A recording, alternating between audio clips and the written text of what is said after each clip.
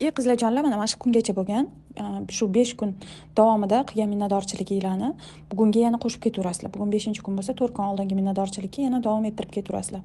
Bu narsani 21 kun davomida biz yozib qilamiz. 21 kunda insonda уже odat shakllanadi. 40 kunda to'liq odat bo'lib, tanasini xotirasiga joylanishi boshlaydi. Shuning uchun masalan ko'pchilik aytadi, yozib har doim yozib qilishim kerakmi yoki his qilib qilsam ham bo'ladimi degan qizlarga xohlasanglar-da, mana 21 kun yozsanglar, уже sizga bu narsa odatga aylanadi. Уже mana shu 40 kun davomida agar qilsangiz, уже tanangiz xotirasiga yoziladi, yozmasdan yura olmaydigan bo'lib qolasiz. Yoki bo'lmasa his qilmasdan yura olmaydigan bo'lib qolasiz. Yana bitta narsa, agar mana biz juda ham moshna hissiyot ustida ishlayapmiz. Qancha siz уже buni 1 yil davomida qiladigan bo'lsangiz, mana shu minnatdorchilikka 1 yil davomida qiladigan bo'lsangiz, hayotingiz 10 yilga tezlashib ketadi. Sizni hayotingizga masalan o'sha maqsadga yozganda 10 yil ichida bo'ladigan narsalarni yozganingiz sizga o'sha 7 oy, uzog'i 1 yil ichida kirib keladi. Mana shu 10 yilga tezlashib ketadi. Men o'zim hayotimda ham bo'lgan, men qizlarga ham aytganman bu narsalarni.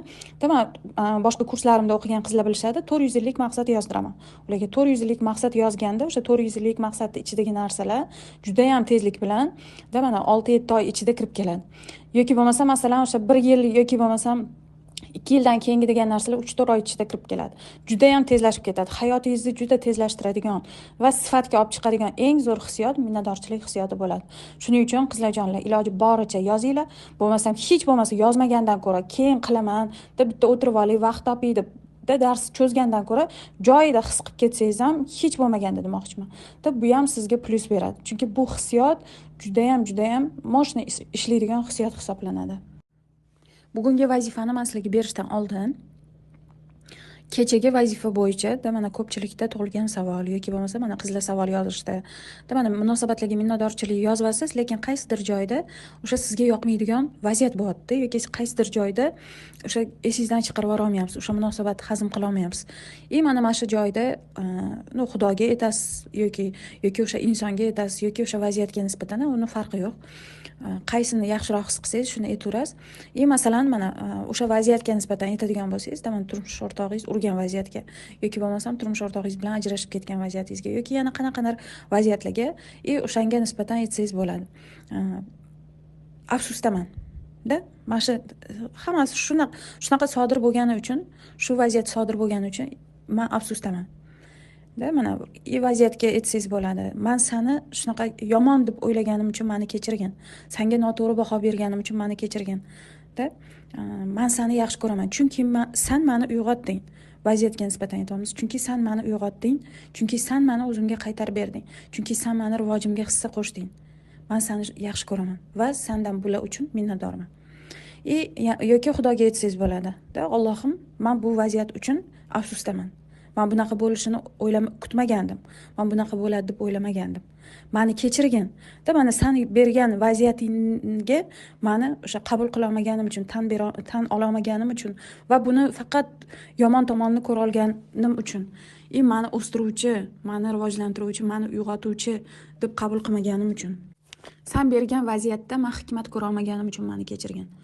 Men seni yaxshi ko'raman. Sen bu vaziyatlar orqali meni uyg'otding, meni o'zimga qaytarding, meni o'zimga bo'lgan sevgimni, meni o'zimga bo'lgan, o'zim xohlagan yo'ldan yurishimga, senga qaytishimga yordam berganing uchun seni yaxshi ko'raman va bular uchun sendan minnatdorman.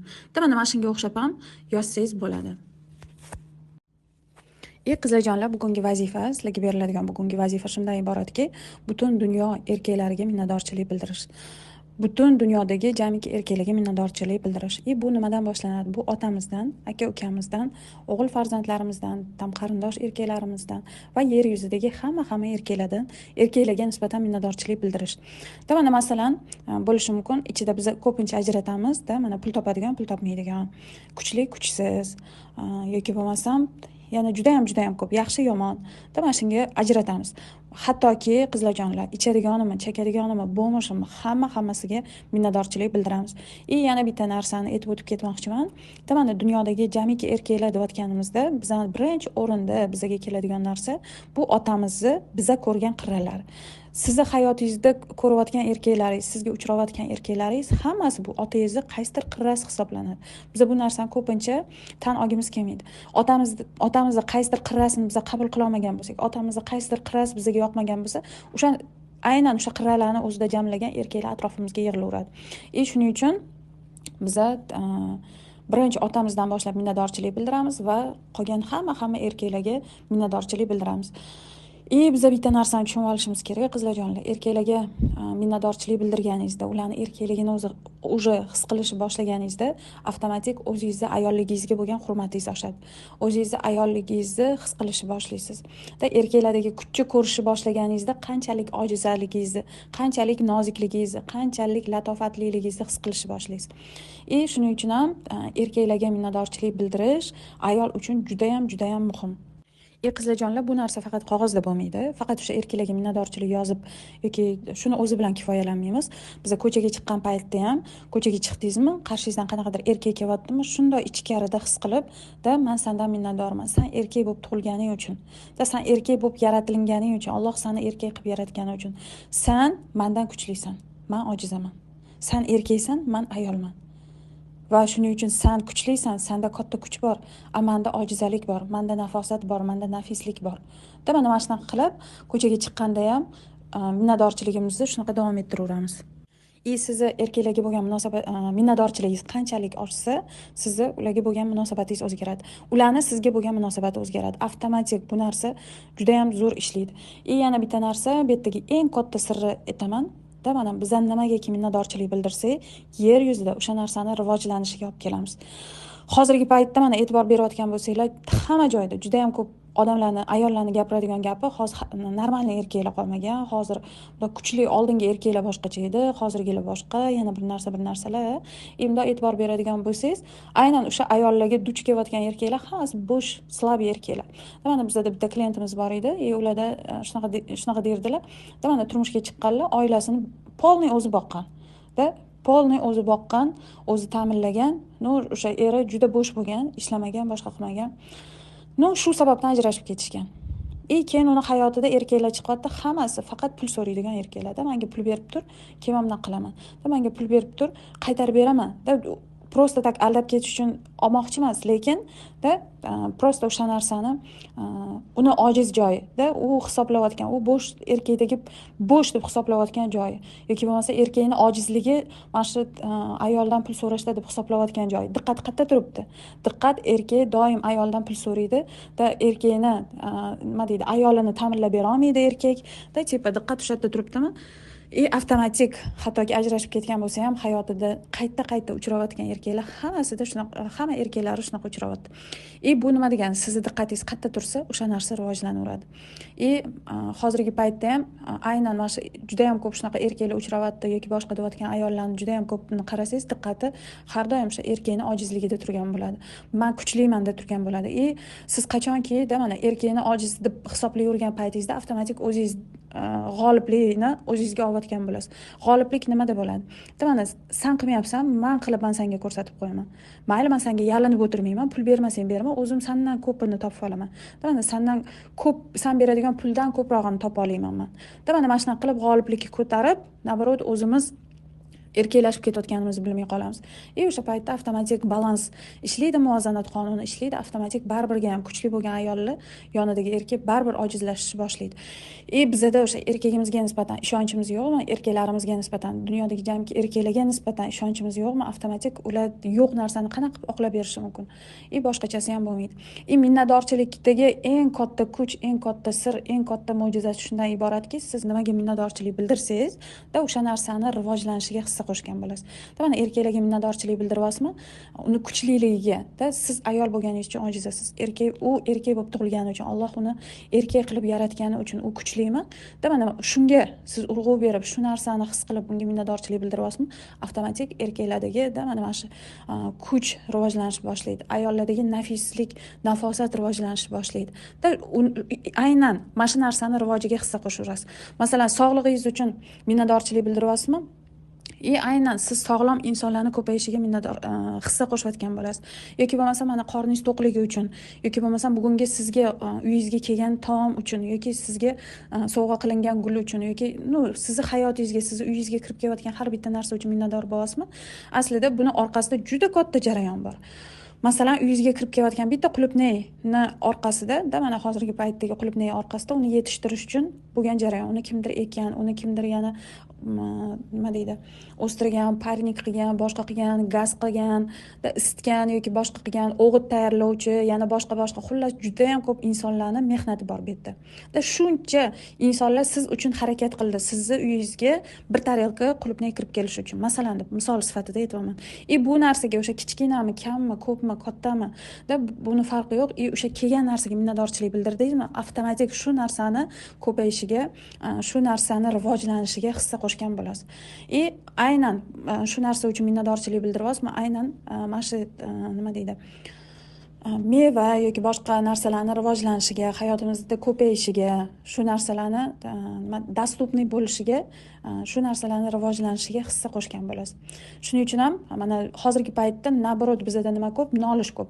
O'sha kelgan narsani ham har doim aybini ko'rishga harakat qilamiz. Bu narsa naborot yana ham qimmatlashib ketishiga, yana ham kamayib ketishiga, yana ham sizni oilangizga kirib kelishi qiyinlashishiga olib keladi. Shuning uchun har bitta narsadagi minnatdorchilik bu o'sha narsaga qo'shayotgan sizni hissangiz bo'ladi. Sizni dunyoga, yer sayyorasiga qo'shayotgan hissangiz bo'ladi. Yana bir marta aytaman qizlarjonlar, sizlarni erkaklarga bo'lgan minnatdorchiliginglar, ularni erkaklarda minnatdorchilikni ko'ra olishingiz, ularni o'sha yaxshi qirralarini ko'ra olishingiz yoki bo'lmasam ulardagi kuchni ko'ra olishingiz o'zingizni ayolligingizga bo'lgan munosabatingizni o'zgartiradi. O'zingizni ayolligingizni his qilishni boshlaysiz. Mana bizda ko'pchilik ayollar hozirgi kunda o'zini ayolligini his qila olmaydi. Ko'pchilik ayollarda erini topish tutishi bilan problema. Sразу buni kutmaydi, eriga ishonch bermaydi, erini obrazini almashtira olmaydi-da, o'sha erkakdagi kuchni ko'ra olmaydi. Lutchi sen qila olmasang, men o'zim qilaman. Boradi, aka-ukasiga boradi, ota-onasiga boradi yoki boshqa qiladi yoki o'zi o'sha nima deydi, qo'pol qilib aytganda ketma ko'tarib chiqib ketadi-da, o'zim qilaman. Ma'nosida demoqchiman. Shu joyda bo'ldi, ketdi, yana buzilish boshlanadi. Shu joyda undan ko'ra o'sha turmush o'rtog'ingizga yoki erkaklarga minnatdorchilik bildirib, ulardagi kuchni ko'rib-da, uni rivojlanishiga, u katta pullar topa olishiga, u nimanidir qoyil qilishiga, siz xohlayotgan narsani zo'rroq qilib berishiga ichingizda ishonch bo'lib minnatdorchilik bildirganingizda avtomatik unda o'zgarish bo'ladi.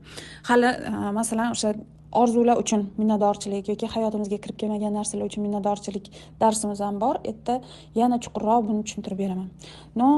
Faqat buguncha hayotimizdagi erkaklarga va yer yuzidagi jamiki erkaklarga minnatdorchilik bildiramiz va bu narsa faqat qog'ozda bo'lib ketmaydi. Ko'chaga chiqasizmi, magazinga chiqasizmi, bog'chaga borasizmi, maktabga borasizmi, qayerga borsangiz ham, ishga ketasizmi, yo'l-yo'lakay ketayotganingizda ro'parangizdan erkak chiqib qoldimi, avtomatik baribir ham unga o'sha ichkaridan, ichingizda his qilgan holatda unga minnatdorchilik bildirasiz. Allohim seni erkak qilib yaratgani uchun sendan minnatdorman. Allohim seni yerga erkak ruh qilib tushirgani uchun sendan minnatdorman. Chunki sen erkak bo'lganing uchun ham kuchlisan. Men ayolman. Men ayol bo'lganim uchun ham men nafisman, men ojizaman. Mana erkaklarda baribir bo'ladi-yu, mana bunaqa grubost bo'ladi, qanaqadir nima deydi, nежный qilib chizsangiz g'alati ayol sifati bo'lib qoladi. Ularda qanaqadir baribir ham nima desa bo'ladi shuni. Ayollarga o'xshagan nafislik emas-da, ularda qanaqadir qo'pollik, qanaqadir nima desa bo'ladi, qattiqligi bor, qanaqadir ma'noda demoqchiman-da. Shu narsasi bilan ham aslida, shu tomonlari bilan ham aslida u kuchli. Agar biza ko'p holatlarda mana bizga mana shu tomonlari yoqmaydi yoki boshqa qilmaydi, biz ularni o'zimizga o'xshatishga harakat qilamiz. Aslida erkak bilan ayolning nazari umuman boshqa. Erkak masalan uy haqidagi erkak bilan ayolni o'ylash umuman boshqa. Mana bu farzand haqida ham erkak boshqacha o'ylaydi, ayol boshqacha o'ylaydi. Oila haqida ayol boshqacha o'ylaydi, erkak boshqacha o'ylaydi. Munosabat haqida erkak boshqacha o'ylaydi, ayol boshqacha o'ylaydi. Chunki u erkakligi uchun boshqacha o'ylaydi, boshqa tomonlarini ko'radi. Ayol bo'lgani uchun, unda nafislik, nafosat bo'lgani uchun u boshqa tomonlarini ko'radi. Shuning uchun ham qizlarjonlar, qancha harakat qilmang, baribirga ham erkak bo'la olmaysiz. Bu birinchisi. Ikkinchidan, qancha harakat qilmang, erkakni hech qachon sindira olmaysiz. Shuning uchun ham aytiladi, erkakni ayol hech qachon sindira olmaydi. Faqatgina lattaga aylantirib qo'yishi mumkin deyiladi. Shuning uchun qizlarjonlar, nimaga hissa qo'shmoqchisiz? Erkakning rivojiga hissa qo'shmoqchi bo'lsangiz-da, minnatdorchilik bildiramiz. Ichimizdan his qilgan holatda. Prosta tak shu narsani his qilib olishingiz kerak. Alloh uni erkak qilib yaratdi. Undagi o'sha qattiqlik, undagi o'sha qattiq kuch erkakda bor. Undagi o'sha ovchilik, undagi o'sha nima deydi, siz qila olmaydigan og'ir ishlarni qila oladigan kuch erkaklarda bor. Ayollarda nafislik bor, nafosat bor. Yumshoqlik bor, zaifalik bor, ojizalik bor. Mana zaifalik, ojizalik degandacha bizda unaqa hech narsa qo'ldan kelmaydigan degan narsa emas bu yerda. Ayol uchun emas degani. Bunaqa qiyin ishlar qop ko'tarib yurish yoki mana bunaqa og'ir ishlarni qilish ayol uchun emas degani. O'zi tagida unaqa ishlarni mana aynan shunaqa ishlaydigan ayollarda ko'pchiligida baribirga ham o'sha o'zini ayolligini his qilmaslik bo'ladi. O'zini ayolligini his qilmaslik qayerdan bo'ladi? O'sha yonidagi yoki atrofdagi erkaklarni tan olmaslikdan bo'ladi. Shuning uchun qizlarjonlar, bugun kun davomida biz hayotimizdagi va yer yuzidagi jamiki erkaklarga minnatdorchilik bildiramiz. Yana bir marta aytaman, hattoki u dunyodagi eng ojiz erkak bo'lsa ham